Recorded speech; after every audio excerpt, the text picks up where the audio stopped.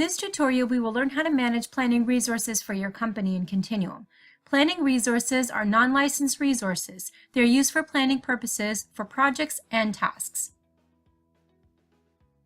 In the main menu, access the Resource menu and click on the Resources selection. You will be presented with a resource summary grid. You will notice three views, one for departments, resources, and planning resources. Click on the Add Planning Resource button to add a new planning resource. A dialog box will open, and in the General tab section, enter values for the following fields. Name. This can be role-based, such as Project Manager, or a named non-licensed resource. Department, select from the drop-down. Time zone, country, currency default, and work week.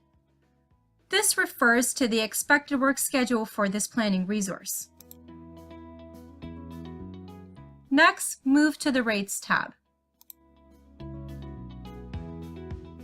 Click the plus sign in the grid to add a new default rate for this planning resource. You can select various rate units of measure. In this case, we'll select per hour. The overtime factor will default to 1. We'll leave it at that for now. Move to the next tab called Access. The Access tab allows you to restrict access to specific access groups within the organization for planning resources.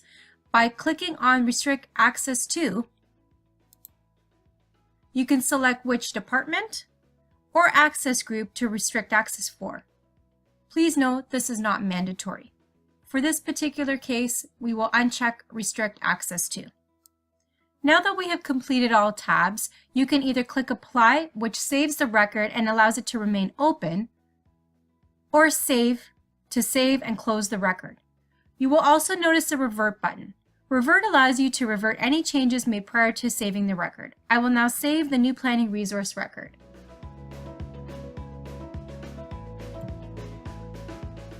To edit a planning resource, you can either edit in the grid directly or select the edit icon. The planning resource dialog profile will open and you can edit the planning resource by following the previously mentioned steps. Once finished editing, you can save and the record will close. To view a planning resource, click on the View icon and the profile will open in a view mode. You will have the option to either edit or delete the record. Additionally, to delete a planning resource profile, you can either click on the Delete button and a dialog box will open with a yes or no to delete option.